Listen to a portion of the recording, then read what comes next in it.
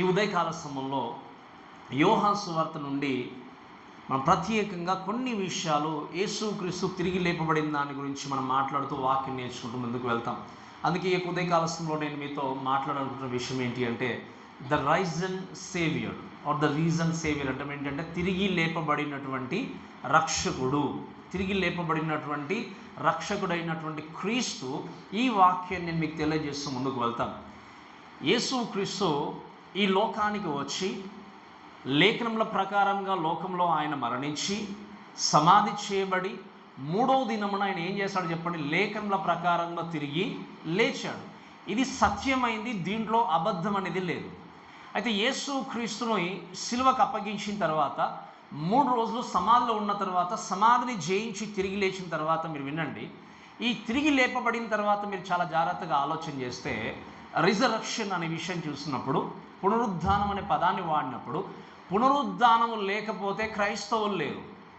చాలా జాగ్రత్త వినాలి. పునరుద్ధానం లేకపోతే క్రైస్తవులు లేరు. పునరుద్ధానం లేకపోతే రక్షణ లేదు. పునరుద్ధానము లేకపోతే నీవు నేను ఇక్కడ కూర్చుండి దేవుణ్ణి ఆరాధించాల్సిన అవసరం కూడా లేదు. పునరుద్ధానం అనేది ఏం చేసింది? రక్షణ తీసుకుని వచ్చింది.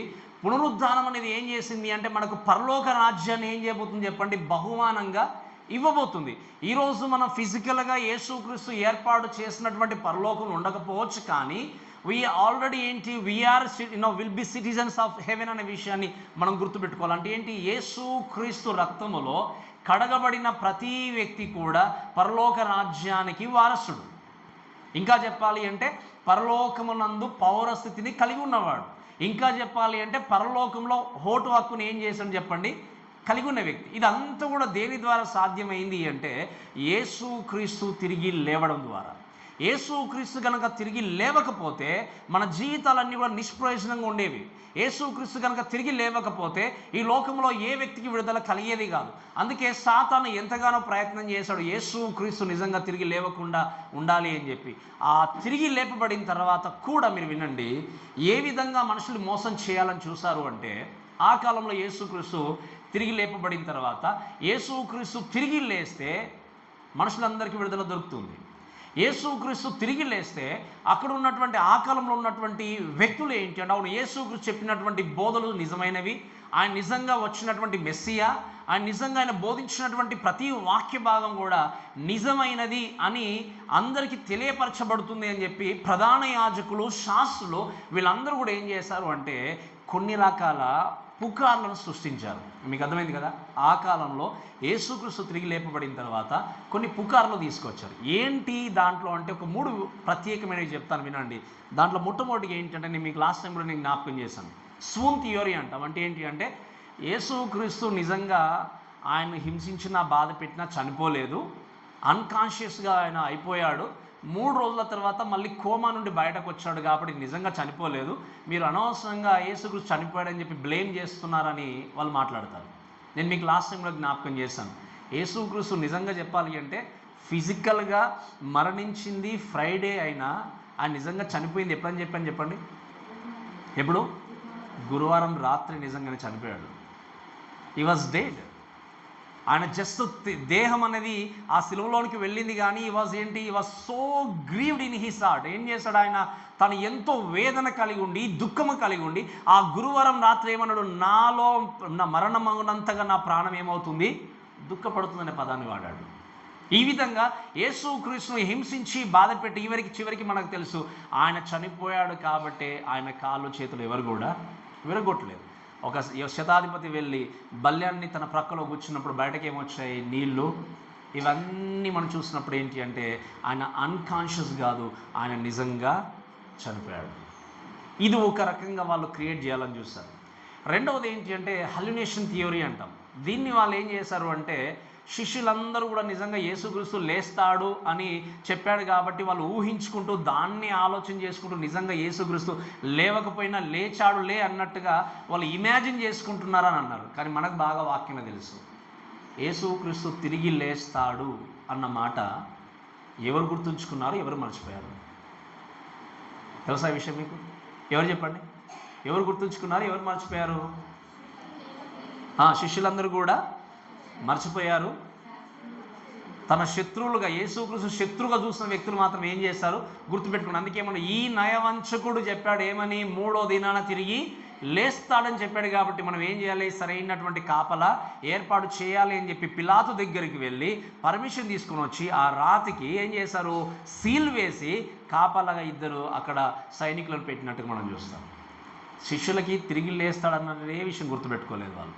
ఈవెన్ హల్యూసినేషన్గా మాట్లాడిన అందరికి ఒకేసారి వచ్చేది కాదు. కాబట్టి ఆ థియోరీ కూడా రాంగ్ అని ప్రూవ్ చేయాల్సి వచ్చింది.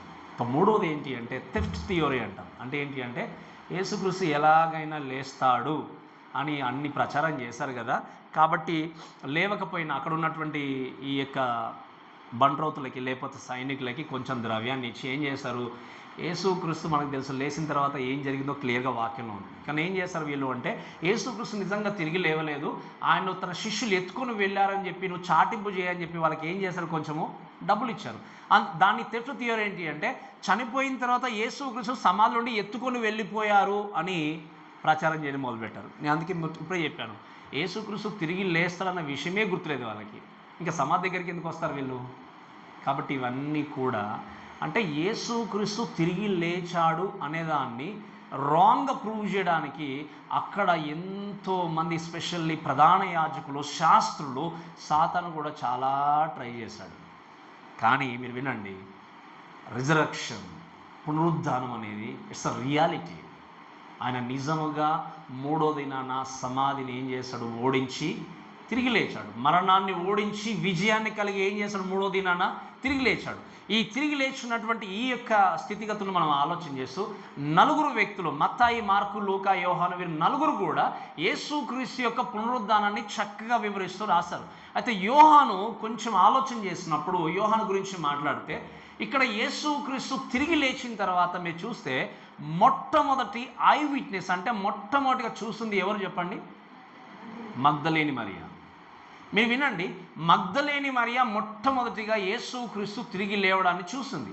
ఆ కాలంలో ఏంటి అంటే స్త్రీని చెప్పాలి అంటే ఒక అవుట్వర్డ్ కాస్ట్గా చూసేసి అసలు లోకంలో పనికిరాని వ్యక్తిగా పరిగణించేవారు. ఇంకా చెప్పాలి అంటే ఈవెన్ కోర్టులోకి వెళ్ళి సాక్ష్యం చెప్పాలన్నా స్త్రీల యొక్క సాక్ష్యం చెల్లేది కాదు. ఎవరు చెప్తే చెల్లేది చెప్పండి, కేవలము మగవాళ్ళు మాత్రమే. స్త్రీలు చెప్పే సాక్ష్యం చెల్లేది కాదు. ఈవెన్ వారిని ఏంటి అంటే ఇంకా దేనికి పనికిరాని వ్యక్తులుగా చూసేవారు. కానీ మొట్టమొదటిగా దేవుడు కనపరుచుకుంది ఎవరికి, స్త్రీకి. ఇప్పుడు న్యూ టెస్టమెంట్గా యేసుక్రీస్తు మనకు చెప్పిన మాట ఏంటో తెలుసా, ఒక మాట అంటాడు దేవుడు, ఏంటి, యూదుడని కాదు, గ్రీసు దేశస్థుడని కాదు, స్వతంత్రుడని కాదు, దాసుడని కాదు, పురుషుడని కాదు, స్త్రీ అని కాదు, మనందరము ఆయనలో ఏకమై ఉన్నాము. So we have a equal kind of authority in the sight of God. స్త్రీని తక్కువ చూడడానికి వీల్లేదు. ఎందుకు, దేవుడు ఏమన్నాడు ఆయన, అందుకే మీకు చెప్తాను నేను చాలాసార్లు ఈ మాట మీరు జ్ఞాపకం చేస్తే, దేవుడు ఆదామును క్రియేట్ చేసినప్పుడు ఏముంది వాక్యంలో చెప్పండి, ఏముంది వాక్యంలో 26వ వచనంలో చదివినప్పుడు ఆయన ఏం చేసింది వాక్యం, మనము మన పోలికనందు మన స్వరూపమందు మనం ఏం చేద్దాము, నరుని సృష్టిద్దాము అని చెప్పి ఆయన ఏం చేస్తాడు, స్త్రీని గాను పురుషుని గాను సృష్టించను రాయబడింది. ఎప్పుడు సృష్టించాడు ఆదామును దేవుడు, ఏ అధ్యాయంలో సృష్టించాడు, ఏ అధ్యాయంలో, మొదటి అధ్యాయంలో. స్త్రీగా ఉన్నటువంటి హవ్వని ఎప్పుడు బయటకు తీసుకొని వచ్చాడు, చెప్పండి, ఎప్పుడు బయటకు తీసుకొని వచ్చాడు, 2వ అధ్యాయం 3వ అధ్యాయమా, 2వ అధ్యాయం అంతే కదా. కానీ మీరు వినండి, మొదటి అధ్యాయంలో ఏమని మాట్లాడాడు, స్త్రీని గాను పురుషుని గాను సృష్టించాడు అంటే అర్థం ఏంటి అంటే God in his sight already created both of them. అంటే ఏం చేశాడు దేవుడు, మొదటి అధ్యాయంలోనే స్త్రీని పురుషుని దేవుడు ఏం చేశాడు, ఆల్రెడీ క్రియేట్ చేసి పెట్టాడు. సమయం వచ్చినప్పుడు స్త్రీని బయటకు తీసుకుని వచ్చాడు. ఎక్కడ, 2వ అధ్యాయంలో. ఇది చాలామందికి అర్థం చేసుకోలేదు. సో ఇక్కడ దేవుడు మీరు చూస్తే స్త్రీకి మొట్టమొదటిగా కనపరుచుకున్నట్టుగా చూస్తాం. ఇక్కడ స్త్రీ గొప్పదని కాదు, పురుషుడు గొప్పదని కాదు, దేవుడు అందరి కొరకు ప్రాణం పెట్టినటువంటి దేవుడు, అందరి కొరకు త్యాగాన్ని చేసి లేపబడినటువంటి దేవుడు. యేసుక్రీస్తు మరణించి లేపబడిన తర్వాత దాదాపుగా 11 సార్లు జనాలకు కనబడాడు. ఎన్నిసార్లు చెప్పండి, 11 సందర్భాల్లో ఒకసారి మగ్దలేని మరియకు, తర్వాత శిష్యులకి, ఒకసారి వితౌట్ తోమ అంటే తోమ లేనటువంటి టైంలో, తోమ ఉన్న టైంలో, మళ్ళీ ఇమ్మాయస్ దారిలో ఇద్దరికి, ఇలా దాదాపుగా 11 సందర్భాల్లో చివరిగా 500 కంటే ఎక్కువగా ఉన్నటువంటి జనాంగానికి యేసుక్రీస్తు కనపరుచుకొని ఆరోహణమై వెళ్ళిపోయినట్టుగా మనం చూస్తాం. ఇవన్నీ ఆలోచన చేసినప్పుడు దేవుడు దాదాపుగా ఆయన తిరిగి లేచిన తర్వాత ఎన్ని రోజులు ఉన్నాడు చెప్పండి భూమిపైన? ఆయన ఎన్ని రోజులు? 40 దినములు భూమిపైన కనపరుచుకొని 40వ దినమున ఆయన తిరిగి పరలోకానికి వెళ్ళిపోయాడు. 50వ దినమున 50వ రోజున పెంతెకోస్తు దినమున పరిశుద్ధాత్మ దేవుడు లోకానికి పర్మనెంట్గా జీవించడానికి ఆయన లోకానికి వచ్చాడు. సో ఇదంతా మనం దృష్టిలో పెట్టుకొని 20వ అధ్యాయంలోనికి వెళ్ళినట్టయితే చూడండి, దేవుని యొక్క వాక్యంలో చూస్తే ఈ యొక్క ఉదయకాల సమయంలో అందుకే ఒక 3 విషయాలు నేను ప్రత్యేకంగా ఈ తిరిగి లేపబడినటువంటి రక్షణ గురించి మాట్లాడుతూ ప్రత్యేకంగా మగ్దలేని మరియ గురించి కొన్ని విషయాలు నేర్చుకుంటూ వెళ్దాం. ఈ మగ్దలేని మరియ గురించి మనం మాట్లాడినప్పుడు 7 దయ్యంలో పట్టినటువంటి స్త్రీగా మాత్రమే మనకు బైబిల్లో పరిచయం. అంతకంటే ఎక్కువ బ్యాక్గ్రౌండ్ మీకు తెలియదు. మగ్దలేన అంటే ఏంటి అంటే ఆమె ఇంటి పేరు కాదు, అది పట్టణం పేరు. గుర్తుపెట్టుకోండి, మీకు అర్థమవుతుంది కదా, అది ఇంటి పేరు కాదు. ఆమె మగ్దలేని అన్నటువంటి ప్రాంతానికి చెందినటువంటి స్త్రీ కాబట్టి మగ్దలేని మరియా అనేటువంటి పేరుతో ఆమెను సంబోధించారు. కాబట్టి ఈ స్త్రీ గురించి ఎక్కువ మనకి ఇన్ఫర్మేషన్ లేదు, కానీ ఈ స్త్రీ గురించి మనకు బాగా తెలిసింది ఏంటి అంటే ప్రభువును బాగుగా ప్రేమించినటువంటి స్త్రీ. అయితే ఈ స్త్రీ జీవితాన్ని బట్టి ఒక 3 విషయాలు చూపిస్తారు. మొట్టమొదటి విషయం ఏంటి అంటే క్రీస్తును తాను చూడకముందు, క్రీస్తును చూసినప్పుడు, క్రీస్తును చూసిన తర్వాత. ఈ 3 సందర్భాలు అసలు ఏం జరిగింది అనే విషయాన్ని మీకు నేర్పిస్తుంది. ముందుకు వెళ్తాం. దయచేసి 11వ వచనం చదవండి. 20వ అధ్యాయం 11వ వచనం. అయితే మరియా సమాధి బయట నిలిచి ఏడ్చుచుండెను. ఆమె ఏడ్చుతూ సమాధిలో వంగి చూడగా తెల్లని వస్త్రంలో ధరించిన 2 దేవదూతలు యేసు దేహము ఉంచబడినటువంటి స్థలంలో చదవండి ఇంకా.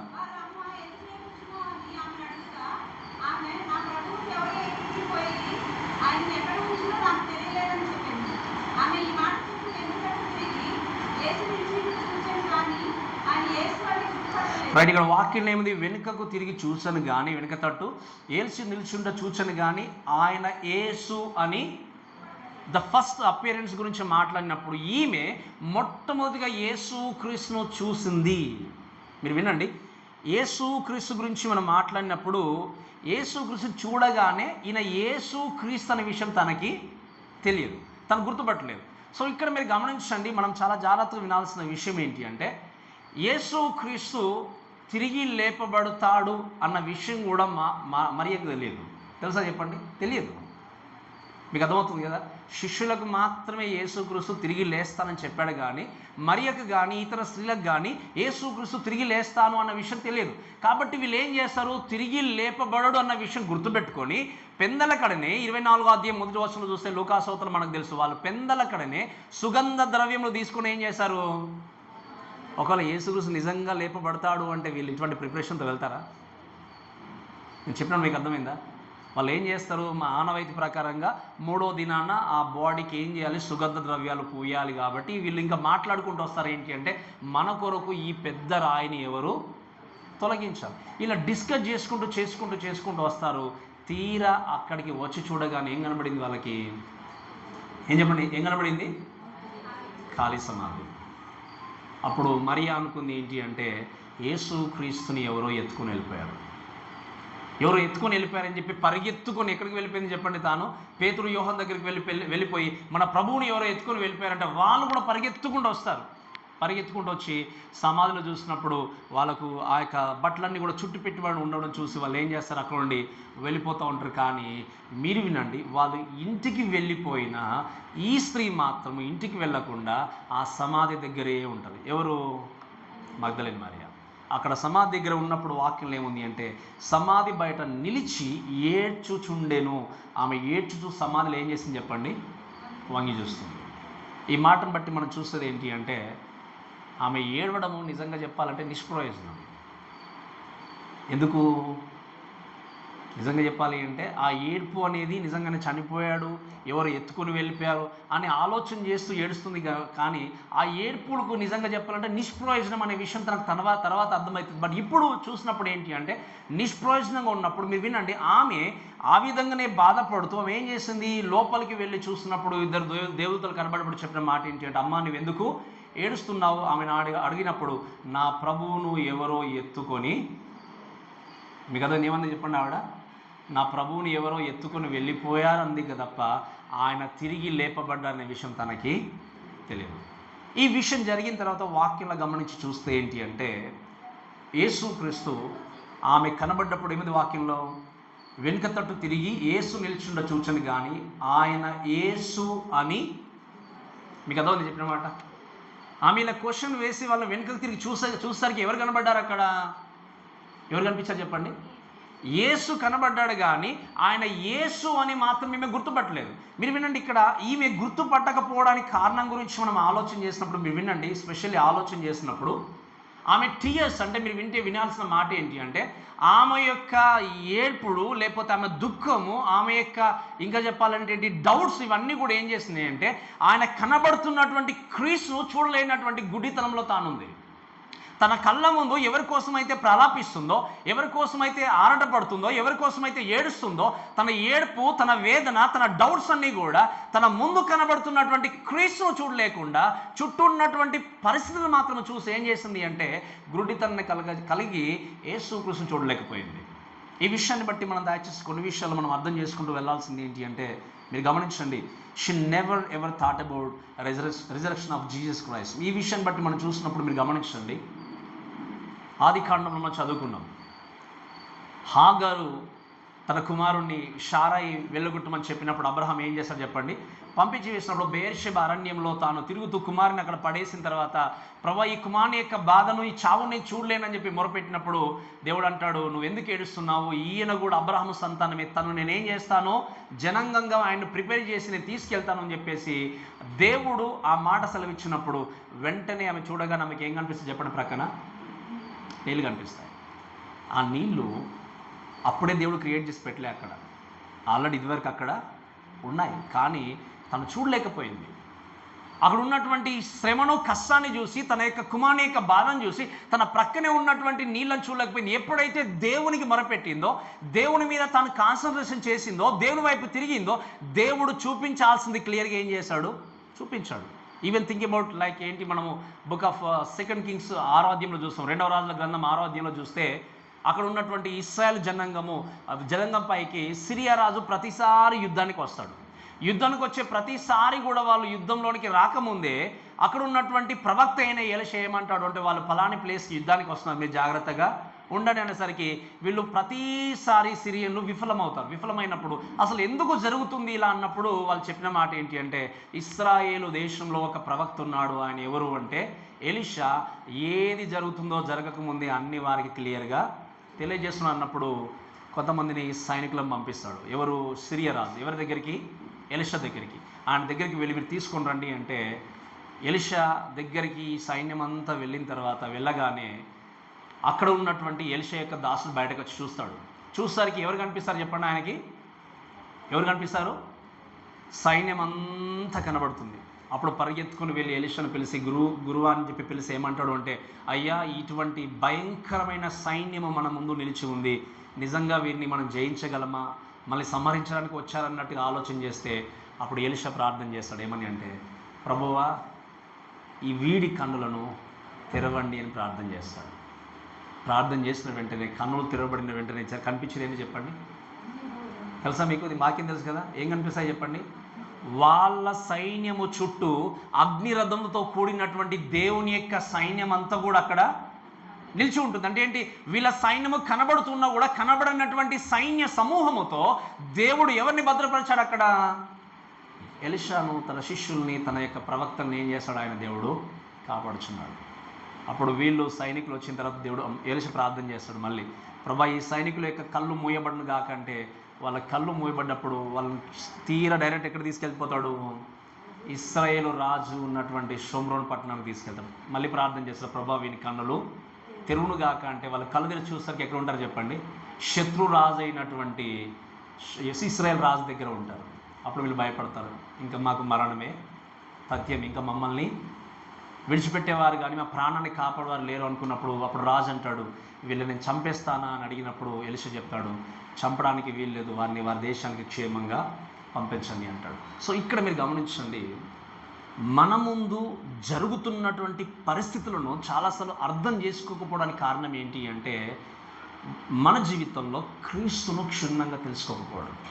ఈరోజు చాలామంది పీపుల్ అజ్యూమ్ చేసేది ఏంటి అంటే if they wanted to see with their own eyes they wanted to believe that Jesus rose again from the dead. అంటే నిజంగా వాళ్ళ కళ్ళతో చూస్తేనే నేను నమ్ముతాను యేసుక్రీస్తు తిరిగి లేపబడ్డాడని, లేదా నా చెవులతో వింటే నమ్ముతానంటే యేసుక్రీస్తు ఏమన్నాడు? చూసి నమ్మిన వారి కంటే చూడక నమ్మిన వారు ధన్యుడు. కాబట్టి వాక్యాన్ని బట్టి మనం ఆలోచన చేసినప్పుడు వారి యొక్క మైండ్లో చాలామంది ఆలోచన చేసేది ఏంటి అంటే వాళ్ళు కన్నులతో చూస్తేనే చెవులతో వింటేనే యేసుక్రీస్తు నిజంగా ఉన్నాడు తిరిగి లేపబడ్డాడు అంటే అది అబద్ధం. మనకు బాగా తెలుసు, మీరు వినండి, యేసుక్రీస్తు తిరిగి లేపబడ్డాడు అని హిస్టోరికల్గా కానీ మనము ప్రతీది కూడా పరిశీలించి చూసినా క్రీస్తు లోకానికి వచ్చాడు, సమాధి చేయబడ్డాడు, ఆయన 3వ దినాన తిరిగి లేచినటువంటి దేవుడు ఉన్నాడు. తిరిగి లేపబడినటువంటి దేవుణ్ణి మనము హృదయపూర్వకంగా విశ్వసిస్తే ఆయన తిరిగి లేపబడినటువంటి ఆనందాన్ని మనం ఈరోజు అనుభవిస్తున్నాం. దానికి కారణం ఏంటి అంటే ఆయన యందు మనము ఉంచినటువంటి విశ్వాసం. అందుకే ఇప్పుడు ఇశ్రాయేల్ ప్రాంతానికి మీరు వెళ్ళి చూడండి, ఖాళీగా ఉన్నటువంటి ఒకే ఒక్క సమాధి కనబడుతుంది. ఎవరిది అది? ఈ లోకంలో ఎంతోమంది నేను దేవుణ్ణి అని చెప్పుకుంటూ వచ్చారు లోకానికి. నేనే దేవుణ్ణి, నేనే ప్రవక్తను, లేకపోతే నేనే ఇంకా గొప్ప వ్యక్తిని, అన్ని రకాలుగా చెప్పుకుంటూ వచ్చారు.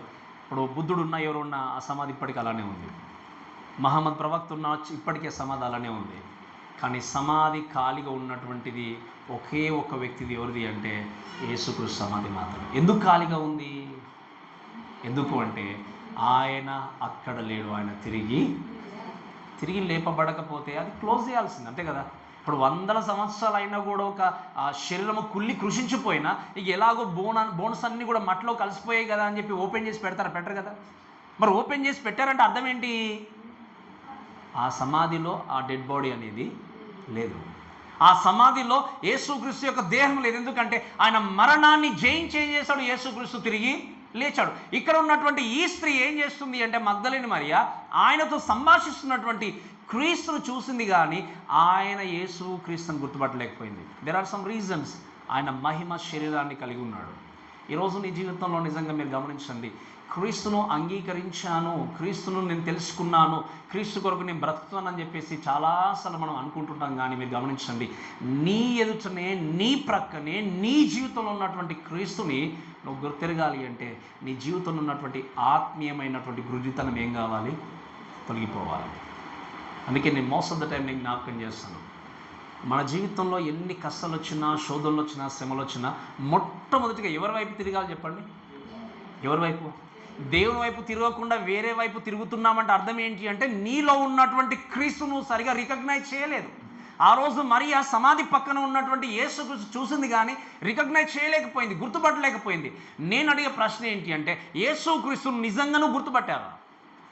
యేసుక్రీస్తు అంటే నిజంగా నీకు తెలుసా? యేసుక్రీస్తు యొక్క గొప్పతనము, ఆయన త్యాగము, ఎందుకోసం లోకానికి వచ్చాడు, ఎందుకోసం మరణించాడు, ఎందుకోసం తిరిగి లేపబడ్డాడు, ఆయన తిరిగి లేపబడడం ద్వారా నీ జీవితానికి జరిగినటువంటి మేలేంటి అనే విషయాన్ని ఒకసారి పరీక్షించుకున్నారా? ఇది తెలియనంత కాలము ఎన్ని సంవత్సరాలుగా యేసుక్రీస్తును ఆరాధించిన వ్యర్థమే. మీరు గమనించండి, hour God is true, is true God. ఆయన లేఖనాల ప్రకారంగా ఏదైతే చెప్పాడో, నేను ఫలాని టైంలో లోకానికి వస్తానన్నాడు, వచ్చాడు. నేను మరణిస్తానన్నాడు, మరణించిన విధంగా ఆయన మరణించాడు. తిరిగి లేస్తానని చెప్పాడు, తిరిగి లేచాడు. చివరిగా ఆయన వెళ్ళిపోతున్న టైంలో ఏ కొండ మీద నుండి వెళ్ళిపోయాడు చెప్పండి? ఒలీవ కొండ మీద నుండి ఆయన తిరిగి వెళ్ళిపోయాడు. వాక్యం మనకు సెలవిచ్చేది ఏంటి అంటే అదే కొండ మీదకి మళ్ళీ యేసుక్రీస్తు లోకానికి. ఇంత అక్యురేట్గా ఎవరైనా చెప్పగలరా? ఇంత ఖచ్చితంగా ఎవరైనా దేవుడి గురించి కానీ తను చేసే కార్యాల గురించి చెప్పగలరా? యేసుక్రీస్తు చెప్పినటువంటి ఏ బోధ ఇప్పటి వరకు నిరర్ధకం కాలేదు. యేసుక్రీస్తు లేడన్న వాళ్ళు మట్టిలో కలిసిపోయారు, యేసుక్రీస్తు నిజం కాదు అన్న వాళ్ళు మట్టిలో కలిసిపోయారు, నేనే దేవుణ్ణి అని చెప్పుకున్న వారు మట్టిలో కలిసిపోయారు. కానీ ఆయన చెప్పిన మాట ఎప్పుడు నిరర్ధకం కాలేదు. ఎందుకంటే ఆయన నిజమైన దేవుడు. ఆయన ఏ రీతిగా అయితే ఆకాశానికి వెళ్ళిపోయాడో అదే రీతిగా ఒక దినాన యేసుక్రీస్తు లోకానికి రాబోతున్నాడు. లోకానికి వచ్చినప్పుడు వాక్యం రాయబడిన మాట ఏంటి అంటే, ఆయన్ను చూసి జనులు ఏం చేస్తారు, రొమ్ము కొట్టుకుంటూ, అయ్యో ప్రభా మేము మిమ్మల్ని అంగీకరించలేకపోయామని చెప్పి ఏడ్చుకుంటూ రొమ్ము కొట్టుకుంటూ ప్రలాపిస్తారని చెప్పి దేవుని యొక్క వాక్యంలో ఉంది. అందుకే సమయం ఉన్నప్పుడే, అవకాశం ఉన్నప్పుడే ద రిజరక్షన్, పునరుద్ధానాన్ని సరిగా గుర్తిరిగి నీ జీవితంలో యేసు క్రీస్తు జన్మించినప్పుడు ఆయన యొక్క తిరిగి లేపబడడాన్ని చూసిన వ్యక్తిగా, గ్రహించిన వ్యక్తిగా, వాక్యాన్ని బట్టి తెలుసుకున్న వ్యక్తిగా ఆయనకి ఇచ్చేటువంటి స్థానాన్ని తప్పకుండా ఏం చేయాలి, ఇస్తూ ముందుకు వెళ్ళాలి. మీరు వినండి, కొన్నిసార్లు కొంతమంది క్రైస్తవులు ఏంటి అంటే ది సీమ్స్ లైక్ ఏంటి అంటే అవర్ గాడ్ ఈజ్ డెడ్ అన్నట్టుగా బ్రతికే వ్యక్తులు ఉంటారు. నిజంగా దేవుడు చనిపోయాడేమో అన్నటువంటి స్థితిలో జీవిస్తారు. మీరు వినండి, whether you're in a bad situation or good situation or in a trials or maybe in a happy moment, ఏ మూమెంట్లో ఉన్నా కూడా మీరు గుర్తుపెట్టుకోవాల్సిన విషయం ఏంటి అంటే మన దేవుడు సజీవుడు, మన దేవుడు సజీవుడు. అందుకే వాక్యంలో చూస్తాం కదా, ఆయన సజీవుడు, ఆయన ఇక్కడ లేడు, మీరు మృతులు. వాక్యం ఏముంది, మీరు మృతుల్లో ఆయన ఎందుకు, దేవతలు ఏమని చెప్పారు, సజీవుడైనటువంటి దేవుణ్ణి మీరు ఎక్కడ వెతుకుచున్నారు, మృతుల్లో. సో మన దేవుడు hour God is not a dead God. ఆయన చనిపోయి సమాధులు ఉన్న దేవుడు కాదు, మరణమును జయించి తిరిగి లేచిన దేవుడు. అందుకే నేను మాట చెప్తాను, ఆయన మరణాన్ని జయించి తిరిగి లేచాడు కాబట్టి నాకున్న ధైర్యము, నమ్మకము, నిరీక్షణ, మీకున్న ధైర్యం, నిరీక్షణ ఏంటి అంటే నేను మరణించిన తర్వాత కూడా దేవుడు నన్ను మళ్ళీ తప్పకుండా లేపుతాడు. ఆయన లేవకపోతే మనం లేపేవాడు కాదు. ఆయన లేచాడు కాబట్టి ఆ నమ్మకం మనకుంది, ఆ ధైర్యం మనకుంది. ఎందుకంటే ఒక దినాన మనం మరణిస్తే ఖచ్చితంగా దేవుడు ఏం చేస్తాడు, మనల్ని తిరిగి లేపుతాడు. ఇది మనం చూడాల్సింది, అర్థం చేసుకోవాల్సింది, వినాల్సింది. కాబట్టి మరి అక్కడ నిలబడి చూసి ఆయన వెనుక తట్టు తిరిగి ఆమె ఏమనుకుంది అంటే ఆయన ఎవరో తోటమాలి అనుకుంది, గార్డెనర్ అనుకుంది. అంటే ఈయన నిజంగా ఇక్కడేయో పనిచేసేటువంటి తోటమాలి అనుకొని, అయ్యా నువ్వు చూసావా నా ప్రభుని ఎవరో ఎత్తుకొని, ఎందుకు ఆమె రికగ్నైజ్ చేయలేకపోయింది. రెండవ విషయము అంటే మీరు గమనించండి, అందుకే మనం గుర్తుపెట్టుకోవాల్సింది ఏంటి అంటే, అయ్యో నేను చూడలేదు కదా, యేసుక్రీస్తు ఎప్పుడో చనిపోయాడు కదా అంటే మీరు వినండి, వినుట వలన విశ్వాసము కలుగుతుంది. ఇంకా వాక్యంలో ఒక మాట ఉంది, రోమపత్రిక 10వ అధ్యాయం 9వ వచనం మనం చదువుతాం. యేసు ప్రభువని నీ నోటితో ఒప్పుకొని దేవుడు ఆయనను మృతుల నుండి లేపినని నీ హృదయమందు విశ్వసించినలా నీవు.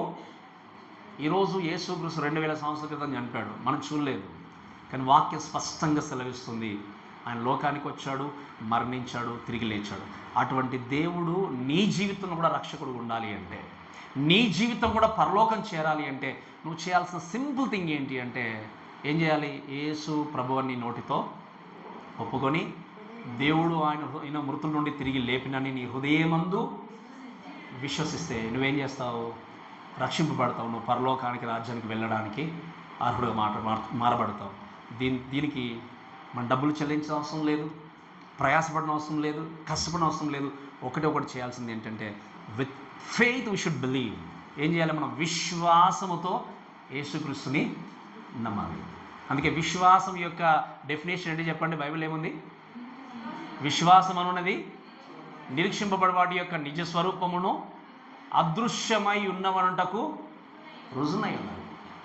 So our God is a true God. ఆయన డెడ్ గాడ్ కాదు, మరణించి సమాధిలో ఉన్న దేవుడు కాదు, తిరిగి లేపబడినటువంటి సజీవుడైనటువంటి దేవుడు. కాబట్టి ఈ ప్రపంచంలో మరణించి తిరిగి లేచి సజీవంగా ఉన్నటువంటి ఈ దేవుడు ఎవరంటే యేసుక్రీస్తు మాత్రమే. ఆయన సజీవుడు గనక మనల్ని సజీవులుగా ఒకరోజు నిలబెట్టడానికి సిద్ధంగా ఉన్నాడు. సో యేసుక్రీస్తు నీవు చూసింది కానీ రికగ్నైజ్ చేయలేకపోయింది. ఈరోజు మీరు ఎంతోమంది క్రీస్తు లేపబడ్డాడు ఆయన రక్షకుడిని తెలిసిన తర్వాత కూడా ఆయన ఇంకా రికగ్నైజ్ చేయకపోతే కళ్ళకు ఉన్నటువంటి అంధత్వాన్ని తొలగించండి ప్రభు అని ఏం చేయాలి, ప్రార్థన చేస్తూ ముందుకెళ్ళాలి.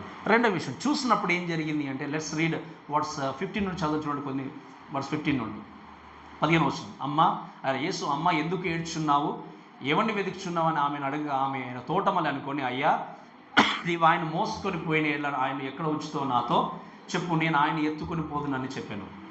అంటే స్టిల్ అంటే ఈమెన్ రికగ్నైజ్ చేయకముందు ఆమె ఏమంటుంది అంటే, ఆమె అమ్మని పిలిచిన వెంటనే తోటమలు అనుకొని ఏమంటుంది, ఒకవేళ నీవు నా ప్రభువుని ఎత్తుకొని వెళ్ళిపోతే దయచేసి నాకు తెలియజేయము, నేను ఆయన ఏం చేస్తాను, మోసుకొని వెళ్ళిపోతాను. వాక్యం ఏమని చెప్పండి, ఆమె నేను ఎత్తుకొని వెళ్ళిపోతాను.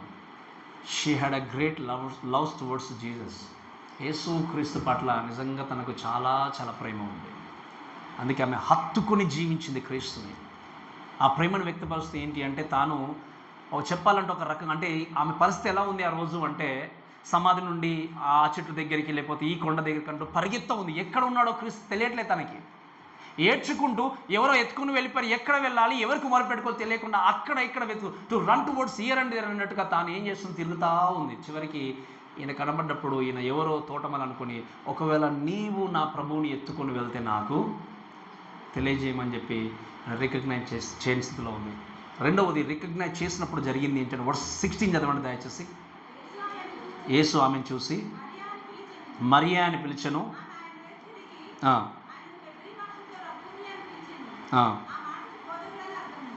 చదవండి ఇంకా రైట్. ఇక్కడ 16వ వచనం చదువుతా, మీరు వినండి.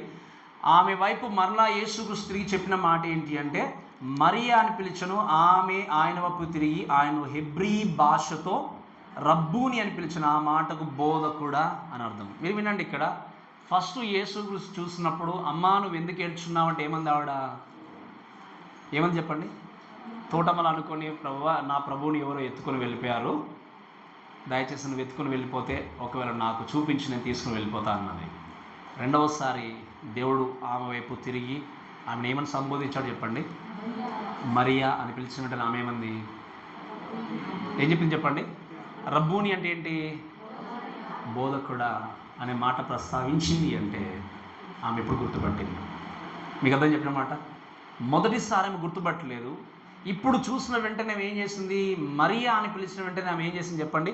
రబ్బూని అని చెప్పేసి, బోధకుడా అని చెప్పేసి ఆయన గుర్తుపట్టి పిలిచి ఆయనకు రెస్పాండ్ అయినట్టుగా మనం చూస్తాం. మీరు వినండి, ఇక్కడ దేవుని యొక్క వాక్యంలో చూస్తే మొట్టమొదటిగా యేసుక్రీస్తు ఆమెను చూసినప్పుడు ఏమని పిలిచాడు? అమ్మ అని పిలిచాడు. ద ఉమెన్ అన్నాడు. ఆమెకు గుర్తుపట్టలేదు. రెండోసారి ఏమన్నాడు? మరియా అన్నాడు. మరియా అన్న మాటకు వెంటనే ఏం చేసింది? ఈ మాటను బట్టి మనము నేర్చుకోవాల్సిన విషయం ఏంటంటే, చాలా జాగ్రత్తగా వినాల్సింది ఏంటి అంటే, జీసస్ నోస్ అవర్ నేమ్స్. యేసు క్రీస్తుకి మన పేర్లు తెలుసు. అందుకే వాక్యం మనము మీరు తర్వాత ఇంటికి వెళ్ళిన తర్వాత చదువుకోండి. యోహాను సువార్త 10వ అధ్యాయము మీరు చాలా బాగా చదివితే అక్కడ వాక్యంలో ఏముంది అంటే, నా గొర్రెలు నా స్వరమును. మీరు ఎప్పుడైనా ట్రై చేసి చూడండి, మీకు తెలుసు అనుకుంటాను. గొర్రెల మందలు 2-3 గొర్రెల మందలు ఉన్నాయనుకోండి చాలా మటుకు. ఈ కాపరి ఇక్కడ ఉండి ఆయన విజిల్ వేస్తే, స్వరాన్ని బట్టి పిలిస్తే, ఎన్ని కలిసిపోయిన గొర్రెలు ఉన్నా కూడా ఏం జరుగుతుందో చెప్పండి? ఏం జరుగుతుందో చెప్పండి? ఎన్ని కలిసిపోయినా ఎవరి యొక్క స్వరాన్ని ఏ కాపరి అంటే తన కాపరి అయినటువంటి ఆ కాపరి యొక్క స్వరాన్ని విని పరిగెత్తుకుని వెళ్ళిపోతాయి. మనలాంటి వాళ్ళం వెళ్ళి పిలిస్తే కనీసం మేస్తున్న గొర్రె కూడా తలెత్తి చెప్పదు, అంతే కదా? ఎందుకు? మనం వాటి యొక్క కాపరి కాము. ఇక్కడ మీరు వినండి, నిజంగా యేసుక్రీస్తు తిరిగి లేపబడినటువంటి రక్షకుడు, నీ జీవితాన్ని మార్చినటువంటి దేవుడు, నీ బ్రతుకును చేంజ్ చేసినటువంటి దేవుడు, నీ జీవితంలో ఆయన ప్రధాన కాపరిగా ఉన్నాడని నీవు తిరిగినట్టయితే, నిన్ను దేవుడు పేరు పెట్టి పిలిచినప్పుడు నువ్వేం చేస్తావు? ఆయన వైపు తిరుగుతావు. అందుకే వాక్యం ఉంది, ఆయన మంచి కాపరి, తన గొర్రెల కొరకు తన ప్రాణాన్ని పెట్టును. అందుకే వాక్యంలో మనం చూసేది ఏంటి అంటే, యేసుక్రీస్తును ఎవ్వరు బలవంతం చేయలేదు. నువ్వు రావాలి లోకానికి, చనిపోవాలి, నువ్వు చనిపోయి తిరిగి లేవాలని చెప్పి ఎవ్వరు బలవంతం చేయలేదు. వాక్యాన్ని మనం చూస్తాం కానీ చాలాసార్లు చెప్పాను. ఆయన అన్నాడు, నా అంతటా నేనే నా ప్రాణాన్ని నేను పెట్టుచున్నాను. అది పెట్టుటకు అధికారం కలదు, దాన్ని తిరిగి తీసుకోవడానికి నాకు అధికారం కలదు. ఇంకొక మాట చెప్తాను వినండి. యేసుక్రీస్తు నిజమైన దేవుడు, సమాధిని జయించినటువంటి దేవుడు. ఆయన దగ్గరికి ఎవరైనా వచ్చి విశ్వసిస్తే వారికి పరలోక రాజ్యాన్ని బహుమానంగా ఇచ్చేటువంటి దేవుడు అనే వాక్యంలో మనకు తెలుసు. ఈ మాట విని స్పందిస్తే ఆ వ్యక్తి దేవుడి యొక్క కుమారుడు కుమార్తెగా మార్చబడతాడు. యేసుక్రీస్తు ఎవరిని కూడా బలవంతం చేయట్లేదు ఆయన దగ్గరికి రమ్మని. ఈ మాట మళ్ళీ చెప్తున్నాను ఏంటంటే, ఎవరిని కూడా బలవంతం చేయట్లేదు. ఈరోజు బలవంతం అని అంటుంటారు కానీ బలవంతంగా యేసుక్రీస్తు తన కుమారుడుగా కుమార్తెగా ఎప్పుడు మార్చుకోడు. ఆయన ఏ విధంగా మార్చుకుంటాడు అంటే, ప్రేమతో ఇష్టంతో వస్తాను. ఇప్పుడు యేసుక్రీస్తు లోకంలో బ్రతికినప్పుడు 3-3.5 సంవత్సరాల్లో ఎంతో జనసమూహం దేవుని వెంబడించారు. కానీ చివరికి ఎంతమంది ఉన్నారు ఆయనతో పాటు శిష్యులుగా? మరి ఎందుకు వాళ్ళు ఉన్నారు అంటే వాళ్ళని దేవుడు చూజ్ చేసుకుని పిలిచినప్పుడు వాళ్ళు ఏం చేశారు? స్పందించి దేవుణ్ణి ఇష్టంతో వెంబడించారు, కానీ బలవంతంగా దేవుడు లాక్కొని రాలేదు. అంత జనసమూహం ఒకసారికి 5,000 మందికి ఆహారం పెట్టాడు, ఒకసారి 4,000 మందికి ఆహారం పెట్టాడు. మీకు ఆహారం పెట్టాను కాబట్టి నా దగ్గరికి రండి అని బలవంతంగా దేవుడు తీసుకుని రాలే. ఎవరైతే ఆయన యొక్క మార్గాన్ని గుర్తెరుగుతారో, ఆయన ప్రేమను తెలుసుకుంటారో, ఆయన యొక్క బోధనను తెలుసుకొని గ్రహిస్తారో వారు దేవుణ్ణి వెంబడిస్తూ వెళ్తారు, కానీ బలవంతంగా దేవుడు ఎవరిని కూడా తన దగ్గరికి పిలుచుకోలేదు. ఈరోజు you have a great invitation. ఏంటి అంటే వాక్యం మనం చూస్తాం, ప్రయాసపడి భారం మోసుకొనిచున్న సమస్త జనులారా నా యొద్దకు రండి, నేను మీకు ఏం చేస్తాను? మీ జీవితంలో నేను పాపిని మీరు గుర్తెరిగితే, నిజంగా నాకు పరలోకం కావాలని నీవు అనుకుంటే, ఈ లోకంలో ఉన్నటువంటి ఈ యొక్క శ్రమల నుండి, బాధల నుండి, ఈ యొక్క సిచ్యువేషన్ నేను బయటపడి పరలోక రాజ్యంలో శాశ్వతంగా నేను బ్రతకాలి అనుకుంటే, దేవుడు అన్నాడు కేవలము చూసి ఒక హైదరాబాద్ అనే కాదు, లేదా తెలంగాణ కాదు, ఆంధ్ర కాదు, ఇండియన్ కాదు, ఏది కాదు, వాక్యం ఏమిది? సర్వ లోకంలో ఉన్నటువంటి సమస్త అంటే ఏంటి అర్థము? దస్ వి కాల్ యూనివర్సల్ కాలింగ్. లోకంలో ఉన్న ప్రతి మానవుని ఉద్దేశించి దేవుడు ఏమన్నాడు? మీరు ప్రయాసముతో భారంతో ఉన్నట్టయితే నా దగ్గరికి రండి, నేనేం చేస్తాను మీకు? ఎక్కడైనా పక్షపాతం కనబడింది ఇక్కడ? చెప్పండి, కనబడిందా? నువ్వు పలాని స్త్రీవి, పురుషుడివి, లేకపోతే డబ్బు ఉన్న వ్యక్తివి, పేదవాడివి, లేకపోతే ఇది అది అని చెప్పేసి కలర్ అనేది డిఫరెన్సెస్ ఏం కూడా దేవుడు చూడలేదు. ఏమన్నాడు? సర్వలోకంలో ఉన్నటువంటి సమస్త జనులారా మీ ప్రయాసం మీరు పోగొట్టుకోవాలంటే ఏం చేయండి? నా దగ్గరికి రండి, నేనేం చేస్తాను? విశ్రాంతి ఇస్తాను, ఇక్కడ నా కాడి చాలా సులువైంది అన్నాడు. ఇప్పుడు చెప్పండి, ఎవరికి పరలోకం కావాలి అంటే వారు ఏం చేయాలి? తిరిగి లేపబడినటువంటి క్రీస్తు దగ్గరికి రావాలి. రాకపోతే దేవుడు పరలోకం ఇవ్వలేడు. ఎవరిని బలవంతంగా నేను సృష్టించాను కాబట్టి నేను ఎత్తుకొని వెళ్ళిపోతాను పరలోకం అని చెప్పి అనలేడు. ఎందుకు అంటే లేసి యేసు క్రీస్తును అంగీకరించకపోతే, ఆయన తెలుసుకోకపోతే ఆయన పరలోక రాజ్యాన్ని ఇవ్వలేడు. ఈరోజు మీరు వినండి, క్రీస్తును అంగీకరించిన ప్రతి ఒక్క వ్యక్తి యొక్క నేమ్ దేవుడికి తెలుసు. ఆయన మంచి గొర్రెల కాపరి కాబట్టి తన ప్రాణాన్ని మన కొరకు అర్పించాడు. అందుకేమన్నాడు? Jesus knows by our name, he knows our name. ఏంటి? మన పేరు ప్రతిదీ కూడా దేవుడికి తెలుసు. అందుకే ఈ మధ్యలో ఎవరో మాట్లాడుతూ నాతో, పాస్టర్ తప్పకుండా బ్యాప్టిజం తీసుకుంటే పేరు మార్చుకోవాలని అన్నారు. నేను చెప్పాను, మీకు ఇష్టమైతే మార్చుకోండి, మాకు వద్దనుకోండి, ఉంచుకోండి. పేరులో కాదు కావాల్సింది, ఎక్కడ కావాలి? ముందు హృదయంలో మార్పు లేకపోతే నువ్వు ఎంత మంచి పేరు పెట్టుకున్నా, దావీదని పేరు పెట్టుకున్నా, నువ్వు ప్రార్థన చేస్తావో ఎవరికి తెలుసు? అంటే వాళ్ళు చేసినట్టు చేయాలని రూల్ కాదు, కానీ పేరులో లేదు ప్రత్యేకత. దేంట్లో ఉంది చెప్పండి? మనిషిలో ఉంది. మీకు అర్థమవుతుంది? ఇంకా నాకు ఆ నేమ్స్ గుర్తుకు రావట్లేదు, కానీ పేరుకు తగినట్టుగా ఒక పేరు ఉంటే ప్రవర్తన ఇంకోలాగా ఉంటుంది. మనం చూడట్లేదు, ఎంతమంది చూడట్లేదు ప్రజల్ని. పేరు కంటే ప్రాముఖ్యమైనది నీ ఆత్మ, పేరు కంటే ప్రాముఖ్యమైనది నీ జీవితం. ఎందుకు అంటే దేవుడు పేరును కాదు చూసేది ఏంటి అంటే నీలో ఉన్నటువంటి నీ జీవితాన్ని, ఆత్మను ప్రేమించే దేవుడు ఆయన.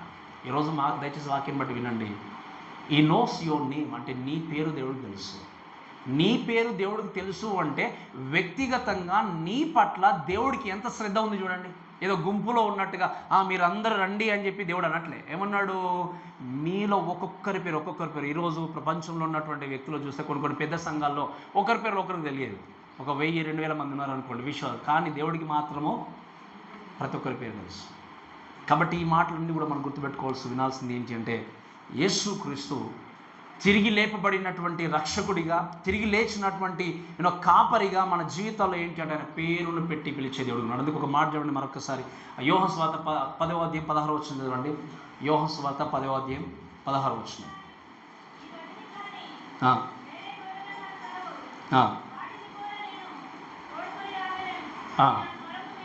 అవి నా స్వరం వినును, అప్పుడు రైట్ వినండి. నా స్వరం వింటే ఏం జరుగుతుంది? అప్పుడు కాపరి, గొర్రెల కాపరి ఏమవుతారు? ఒక్కటిగా అయిపోతారని చెప్పేసి దేవుడు ఏం చేస్తాడు? ఈ మాట మాట్లాడుతుంది వినండి. కాపరి పిలిచినటువంటి పిలుపుకు స్పందించకపోతే తన జీవితం ఎప్పుడు అంధకారంలో ఉండాల్సిందే. అందుకే దేవుడు ఈ సృష్టిని అంతటిని క్రియేట్ చేసినప్పుడు మీరు వినండి, లోకమంతా శూన్యంగా నిరాకారంగా ఉన్నప్పుడు దేవుడు ఒక మాట అన్నాడు, let there be a light అన్నాడు. ఏమన్నాడు చెప్పండి? లోకంలో వెలుగు కలుగును గాక అన్నాడు. అనసరికి వెలుగు చీకటిని, అంటే లైట్స్ అని వచ్చినప్పుడు ఏం జరిగింది? వెలుగు చీకటిని వేరుపరిచినప్పుడు వాక్యంలో చూస్తాం. వెలుగు వచ్చినప్పుడు చీకటి ఏమైంది చెప్పండి? పారదోలబడింది. నీ జీవితంలో మీరు గమనించండి, ఈ పాపం అనేటువంటి అంధకారంలో మీ బ్రతుకు మగ్గిపోయినప్పుడు, అంధకారం ఈ చీకట్లో మీ జీవితం కూరుకుపోయినప్పుడు, వాక్యం అనేటువంటి వెలుగు ద్వారా దేవుడు మీతో మాట్లాడినప్పుడు, ఆ వెలుగైనటువంటి వాక్యాన్ని విని స్పందిస్తే నీవున్నటువంటి అంధకారం నుండి నువ్వేం చేస్తావు? బయటకు తప్పకుండా రాగలవు. లేదు నీ అంధకారంలోనే జీవిస్తాను అని అంటే నీ జీవితము అంధకారంగా నరకానికి వెళ్ళాల్సిందే కానీ పరలోకం మాత్రం రాలేదు. అందుకే ఈ వాక్యం మనం చూస్తాం కదా, కీర్తనకాడు ఏమంటాడు? నీ వాక్యము నా పాదములకు దీపమును, నా త్రోవకు. ఇప్పుడు చెప్పండి, నిజంగా మన జీవితానికి వెలుగేంటి? ఏంటి చెప్పండి? అందుకని మీకు చాలాసార్లు చెప్పాను, దేవుడు అన్నాడు నీ వాక్యము నా పాదములకు దీపం. అంటే పెద్ద ట్యూబ్ లైట్లో దేవుడు పోల్చలేదు. పెద్ద పెద్ద లైట్స్ స్టేడియంలో కనబడినట్టుగా ఆ లైట్స్తో దేవుడు పోల్చలేదు. ఏమని చెప్పాను గుర్తుందా మీకు? ఒక దివిటీ లాగా దేవుడు పోల్చాడు. అంటే ఏంటి అర్థము? నీవు నడుస్తున్నటువంటి నీ నడవడికలో ఒక అడుగు తీసి ఇంకొక అడుగు ఎక్కడ వెయ్యాలో నీకు స్పష్టంగా చూపించేది దేవుని యొక్క వాక్యం. ఈ వాక్యము లేని క్రైస్తవుడు అంధకారంలో ఉండాల్సిందే. ఈ వాక్యం లేని క్రైస్తవుడు చీకటిలో మగ్గిపోవాల్సిందే. చీకటిలో ఉన్నటువంటి వ్యక్తి నరకానికి వెళ్ళాల్సిందే. అందుకే దేవుడు మనల్ని ప్రేమించి ఏం చేశాడు అంటే తన ఉచితమైన కృప చేత మనల్ని విడిపించి ఈ వెలుగులోకి నడిపించి, అందుకే మనం ఒక మాట చదువుకుని చూడండి దయచేసి. మొదటి పేతురు రాసినటువంటి పత్రిక, మనకు బాగా పరిచయం ఉన్నటువంటి వాక్య భాగము. మొదటి పేతురు 2వ అధ్యాయం దయచేసి 9వ వచనం చదవండి. మొదటి పేతురు 2వ అధ్యాయం 9వ వచనం. అయితే మీరు చీకట్లో నుండి ఆశ్చర్యకరమైన తన వెలుగులోనికి మిమ్మును పిలిచిన వాని గుణాతిశయములను ప్రచురము చేయి నిమిత్తము ఏర్పరచబడిన వంశమును, రాజులైన యాజక సమూహమును, పరిశుద్ధ జనమును, దేవుని సొత్తునై ప్రజలనై ఉన్నారు. దేవుని సొత్తు ప్రజలుగా ఎవరు మార్చబడతారు? చెప్పండి, ఎవరు మార్చబడతారు? ఆయన పిలుపుకు లోబడిన వాళ్ళు. ఆయన పిలుపుకు లోబడినటువంటి వారిని దేవుడు అంధకారం నుండి వెలుగులోనికి తప్పకుండా తీసుకుంటారు. అందుకే నేను చెప్పాను, God is not forcing anyone to follow him. Even as a క్రిస్టియన్గా నీ జీవితంలో క్రైస్తవుడిగా ఉంటూ ముందుకు వెళ్తున్నప్పుడు is not forcing you, but is warning you. అని ఏం చేస్తున్నాడు చెప్పండి? నీకు వార్నింగ్స్ ఇస్తున్నాడు, హెచ్చరిక చేస్తున్నాడు. నువ్వు ఖచ్చితంగా దేవుని వాక్యాన్ని వెంబడించాలని. కానీ మనం ఏం చేస్తాం చాలాసార్లు అంటే వి నెగ్లెక్ట్. అందుకే మీరు వినండి, ఇటువంటి రిజరక్షన్ డేలు, పునరుద్ధాన దినాలు ఎన్ని మన జీవితంలో వెళ్ళిపోయినా ఆయన్ను సరిగా గుర్తిరగకపోతే మరియ మొట్టమొదటిగా ఎలాగైతే ఉందో అలానే మన జీవితం ఉంటుంది. బట్ ఎప్పుడైతే దేవుడు రెండోసారి పిలిచాడో వెంటనే మరియా అని పిలిచిన వెంటనే ఆమె ఏం చేసింది? నిజంగా దేవుడు మిమ్మల్ని పిలిచినప్పుడు నిజంగా మీరు స్పందించే స్థితిలో ఉన్నారా? దేవుడు నిజంగా మీ జీవితాన్ని బాగు చేయాలనుకున్నప్పుడు బాగుపరచండి ప్రభువా అని చెప్పి మీ జీవితాన్ని ఆయన చేతిలో పెట్టే విధంగా ఉన్నారా? నీ జీవితం నిజంగా పాపం, అందుకే వాక్యం ఏముంది? ఏ భేదం లేదు, అందరిని పాపం చేసి దేవుడు అనుగ్రహించే మహిమను. ఇటువంటి ఈ స్థితిలో ఉన్నప్పుడు, ప్రతి ఒక్క వ్యక్తి పాపంలో ఉన్నప్పుడు ఈ పాప జీవితం మేము తీసేసుకోవాలి, పోగొట్టుకోవాలి. కాబట్టి మా పాపం పోగొట్టుకోవాలి అంటే పరిశుద్ధుడైనటువంటి పవిత్రుడైనటువంటి యేసుక్రీస్తు రక్తం ద్వారా మాత్రమే సాధ్యమనే విషయాన్ని గుర్తుపెట్టుకొని నీ జీవితాన్ని ఆయనకు సమర్పిస్తే దేవుడు ఏం చేస్తాడు? ఖచ్చితంగా నీ జీవితాన్ని పరిశుద్ధపరిచి పవిత్రపరిచి నిన్ను మరలా సువర్ణంలాగా బయటకు తీసుకుని వస్తాడు. అంటిల్ అన్లెస్ నువ్వు ఒకవేళ క్రీస్తుకు నీ జీవితాన్ని సమర్పించుకోకపోతే నీ జీవితానికి విడుదల లేదు. ఈరోజు మీరు వినండి, ఇంత మంచి ఇన్విటేషన్ ఎవరు ఇవ్వగలరు చెప్పండి ప్రపంచంలో? ఈరోజు ఈవెన్ కుటుంబాలు కూడా డబ్బు ఉంటే ఒకలాగా ప్రేమించేవారు ఉన్నారు. కుటుంబంలో కూడా, బయట వాళ్ళు కాదు. డబ్బు లేకపోతే కుటుంబం అసలు నిందించే స్థితిలో ఉంటాం చాలాసార్లు, అంతే కదా? డబ్బు లేదంటే ఏం చేస్తారు చెప్పండి? కుటుంబమే నిందించేవారు ఉన్నారు కొంతమంది. అన్ని కుటుంబాలు అని చెప్పట్లేదు. ఈవెన్ ఏంటి, కుటుంబమైన ఎవరైనా డబ్బుకు విలువిచ్చి మంచి అనే దానికి చోటు ఇవ్వకుండా ఈ లోకంలో డబ్బు ఉంటే చాలు నేను నిజంగా బ్రతికే వ్యక్తిని అనుకుంటాడు. కానీ మీరు వినండి చాలా జాగ్రత్తగా, నీకున్నటువంటి ధనము, డబ్బు, సంపాదన, పలుకుబడి ఏది కూడా నేను పరలోకము తీసుకెళ్ళలేదు.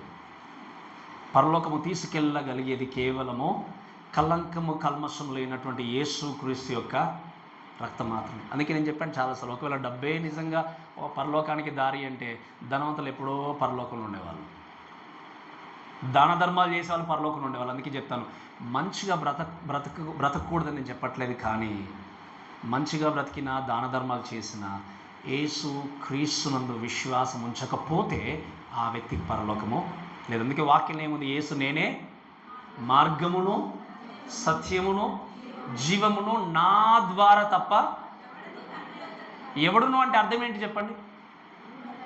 ఇంకా ఎవరికి అంటే ఎవడును అంటే ఎవరు కూడా వెళ్ళలేరు ఆయన తప్ప. ఆ మార్గంలో ప్రయాణించకుండా ఏ వ్యక్తి పరలోక రాజ్యానికి రీచ్ కాలేదు. ఈరోజు ఈ మాటలు వింటూ కూడా దయచేసి ఒకసారి మన జీవితాన్ని మనం పరీక్షించుకుంటూ ముందుకు వెళ్దాం. దయచేసి వినండి.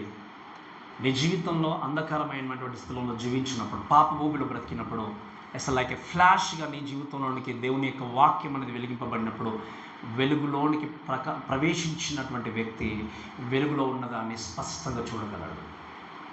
వెలుగులోనికి ప్రవేశించకపోతే వెలుగులో ఉన్న గొప్పతనం మీకు అర్థం కాదు.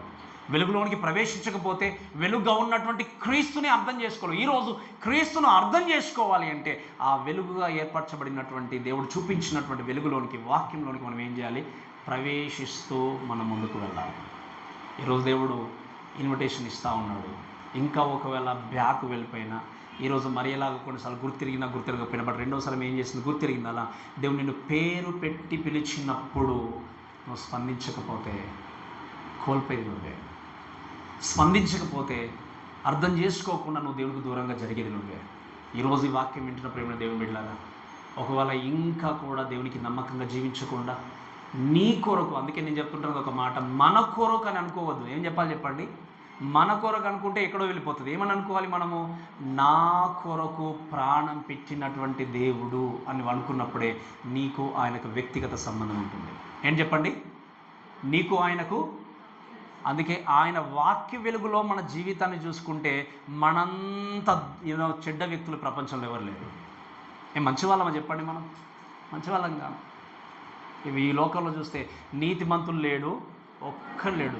మనకంటే మంచి వాళ్ళు, ధనవంతులు, దాన ధర్మాలు చేసేవాళ్ళు, నీతిపరులు చాలామంది ఉన్నారు లోకంలో. కానీ మనం నిజంగా అనీతిమంతులు, యోగ్యత లేని వాళ్ళం.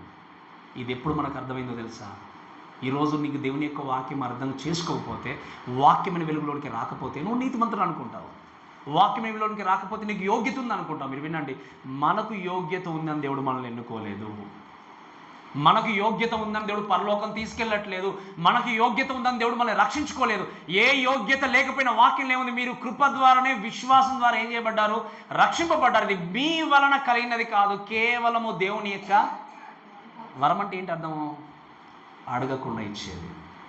అంతే కదా? వరం అంటే ఏంటి చెప్పండి? అడగకుండా బహుమానంగా దేవుడు ఏం చేస్తాడో తెలుసా?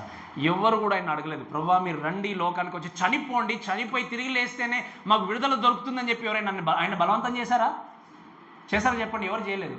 మనం ఎక్కడ తప్పిపోయి నరకానికి వెళ్ళిపోతామో అని దేవుడు ఆలోచన చేసి నీవు నేను అనుభవించాల్సినటువంటి శిక్షను తన వీపు మీద వేసుకొని ఏం చేస్తాడు చెప్పండి? పాపముగా చేయబడి మన కొరకు నలగొట్టబడ్డాడు.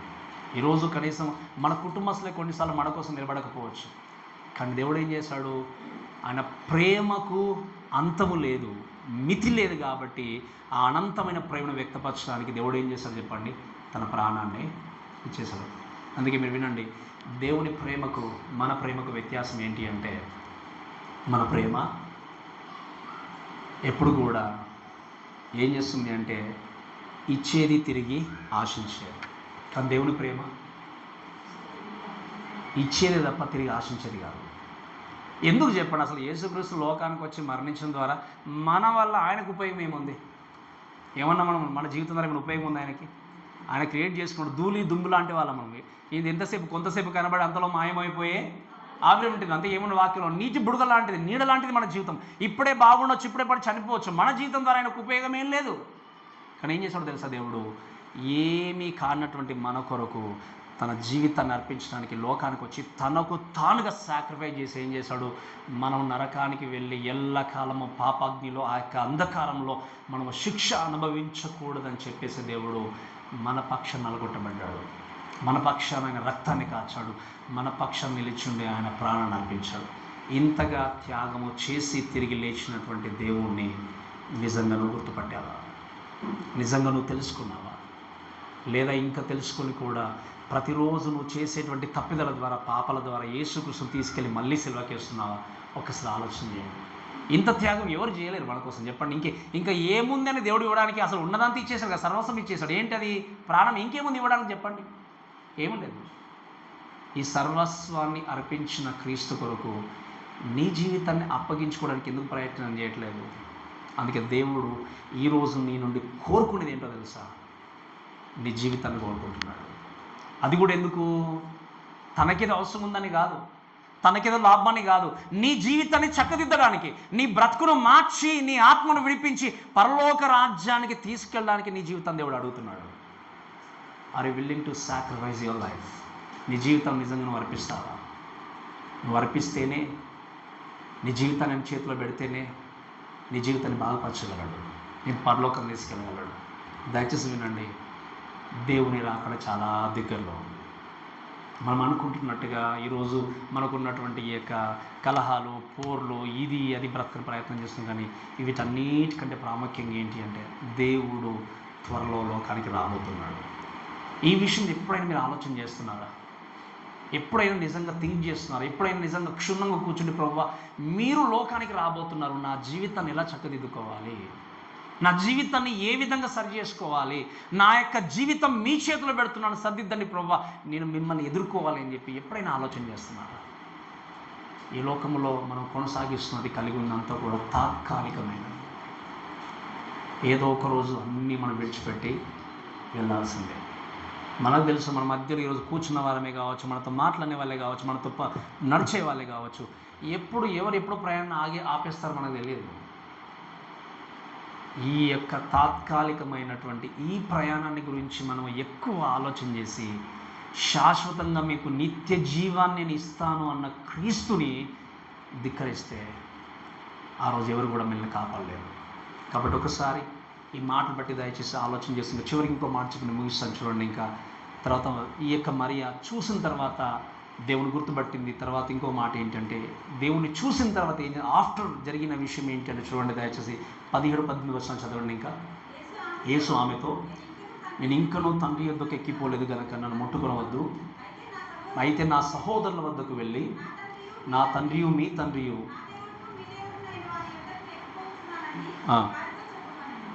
మగ్దలేని మరియా వచ్చి, నేను ప్రభువును చూచి తిని ఆయన నాతో ఈ మాటలు చెప్పినాడు శిష్యులకి.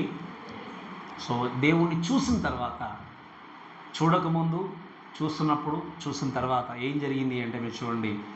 Jesus wants Mary to go to his brothers, అంటే తన శిష్యుల దగ్గరికి వెళ్ళి చెప్పమని చెప్పాడు.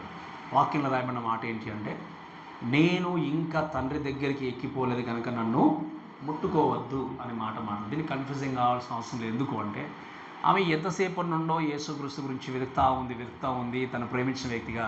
ఇంకా కొంచెం డీపర్గా మనం ఆలోచన చేస్తే, ఆయన కనబడగానే ఆయన కాళ్ళు పట్టుకొని వదలట్లేదు అన్నట్టు. ఇంకా మీకు అర్థమైంది చెప్పిన మాట, కాళ్ళు పట్టుకొని వదలట్లేదు. దేవుడు అన్నాడు, నేను ఇంకా తండ్రి దగ్గరికి వెళ్ళలేదు కాబట్టి నీకు ఇంకా సమయం ఉంది, నువ్వు వెళ్ళి మొట్టమొదటిగా నీ పని ఏం చేయి, నువ్వు జరిగించమని దేవుడు చెప్పాడు. అప్పుడు ఏమన్నాడు, నువ్వు సహోదరుల దగ్గరికి వెళ్ళి మొట్టమొదటిగా ఏం చేయమన్నాడు, ఎక్కిపోలేదు కనుక నువ్వు నీ సహోదరుల దగ్గరికి ఏమన్నా వాక్యం వెళ్ళి, నా తండ్రియు మీ తండ్రియు నా దేవుడు మీ దేవుడైన వాణి ఎదుకు ఎక్కిపోవచ్చున్నాను వారితో చెప్పమన్న. మగ్దలేని మరియ వచ్చి, నేను ప్రభువును చూశాను అని ఈ మాటలు తెలియజేసింది. ఈమె హత్తుకుంది కాబట్టి ఆ వేదన, ఆ యొక్క గ్రీవ్ అంతా కూడా లోపల దాన్ని పక్కన పెట్టి సంతోషంతో దేవుణ్ణి హత్తుకొని ఇంకా కదలకుండా అలానే ఉండిపోయింది దేవుని యొక్క పాదాల దగ్గర. అప్పుడు దేవుడు అన్నాడు, ఇది కదా నువ్వు చేయాల్సింది, ఇంకా వెళ్ళలేదు, నువ్వు వెళ్ళి వాళ్ళకి చెప్పు అని చెప్పేసి పంపించినట్టుగా మనం చూస్తాం. కాబట్టి మీరు గమనించాల్సిన విషయం ఏంటి అంటే, దేవుడు తిరిగి లేపబడినటువంటి వ్యక్తిగా ప్రతి సహోదరుల దగ్గరికి, లేకపోతే శిష్యుల దగ్గరికి, మనుషుల దగ్గరికి దేవుడు, మీరు వెళ్ళి ప్రభువును చూస్తాను, దేవుని దగ్గర నేను వెళ్ళిపోతున్నాన్నమాట మీరు తెలియజేయండి అనే మాట చెప్పాడు. ఈరోజు క్రీస్తు నిజంగా లేపబడినాడని విశ్వసించినట్టయితే, ఈరోజు నువ్వు ఖచ్చితంగా పరలోకానికి వెళ్తాను అని విశ్వసించినట్టయితే, what is your responsibility today? చెప్పండి, ఏంటి మీ రెస్పాన్సిబిలిటీ ఏంటి? ఇక్కడే చెప్పండి, ఏంటి మీ రెస్పాన్సిబిలిటీ, మీ బాధ్యత ఏంటి? యేసుక్రీస్తు ఏమని చెప్పాడు మరియకు? మీరు వెళ్ళి ఏం చేయండి, శిష్యులకు ముందు సహోదరులకి నువ్వు తెలియజేయమని చెప్పాడు. ఈరోజు నువ్వు విన్నటువంటి ఈ వాక్యాన్ని బట్టి తిరిగి లేపబడిన విషయం గుర్తుపెట్టుకున్నట్టుగా, నువ్వు పరలోకానికి ఖచ్చితంగా చేరుతాను అన్న విషయం తెలుసుకున్న వ్యక్తిగా నీవు ఆలోచన చేయాల్సింది ఏంటి అంటే, నీలాంటి వ్యక్తులు ప్రపంచంలో దేవుణ్ణి తెలుసుకోలేకుండా, మనలాగా ధన్యకరమైన జీవితాన్ని కలిగి ఉండకుండా నరకానికి వెళ్ళే వ్యక్తులు ఎంతోమంది ఉన్నారు. వాళ్ళందరినీ పరలోకం తీసుకెళ్ళాలి అంటే నువ్వు పొందుకున్న ఆనందాన్ని, వారికి నువ్వేం చేయాలి? చేరవేయాలి. నువ్వు పొందుకున్నటువంటి రక్షణ భాగ్యాన్ని వారికి తెలియజేయాలి. వాళ్ళు విశ్వసిస్తారా విశ్వసించరా అన్నది మనకు సంబంధించింది కాదు. కానీ నువ్వు తెలియజేయాల్సింది ఏంటంటే తప్పకుండా వారికి చెప్పాలి. అందుకే మనము ధనవంతుల గురించి లాజరు కోసం చూస్తాం. ఈ మాట చెప్పి ఇంకా నేను క్లోజ్ చేస్తాను, వినండి. ధనవంతుల లాజరు గురించి చూస్తే, ధనవంతుడు చనిపోయిన తర్వాత ఏమన్నాడు చెప్పండి? నరకంకు వెళ్ళిపోయిన తర్వాత ఏమన్నాడు ఆయన? నాకు ఇంకా 5 అన్నదమ్ములు ఉన్నారు, సహోదరులు ఉన్నారు, దయచేసి వారికి సువార్త ప్రకటించి వారిని పరలోకం అంటే మీ దగ్గరికి వెళ్ళే విధంగా ప్రయత్నం చేయండి, కానీ నా దగ్గరికి మాత్రం వద్దు అని చెప్పాడు. ఎవరు? అందుకే చాలామంది అంటే మా వాళ్ళు ఎక్కడ వెళ్ళిపోతే అక్కడే వెళ్ళిపోతామని కోరుకుంటారు చాలామంది. కానీ ధనవంతుడు ఏమన్నాడు? నేను వచ్చిన చోటికి నా సహోదరులు రావద్దు. ఎందుకు? అది అంత భయంకరమైన సిచ్యువేషన్తో కూడుకున్నటువంటి ప్లేసు. ఈరోజు వినండి, ఎంతోమంది వ్యక్తులు ధనవంతుల్లాగా నరకానికి వెళ్ళడానికి సిద్ధంగా ఉన్నారు. మన రెస్పాన్సిబిలిటీ, మన బాధ్యత ఏంటి అంటే తిరిగి లేపబడినటువంటి క్రీస్తుని ఇతరులకు ప్రకటించడం. ఎందుకంటే మీరు వినండి, ఈ తిరిగి లేపబడినటువంటి క్రీస్తుని గుర్తిరిగిన వ్యక్తులుగా మనం చేయాల్సిన విషయం ఏంటి అంటే we need to give a glory to God. తిరిగి లేపబడినటువంటి క్రీస్తుకి మనం మహిమను చెల్లిస్తూ జీవితాన్ని కొనసాగించాలి. అందుకే మరొకసారి కొన్ని ప్రశ్నలు వేస్తూ మన వాక్యాన్ని ముగించుకుంటూ వెళ్ళిపోదాం.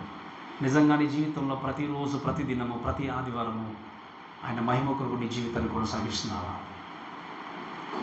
ఇక్కడ చెప్పాల్సిన అవసరం లేదు, ఇక్కడ తెలియజేసిన అవసరం లేదు.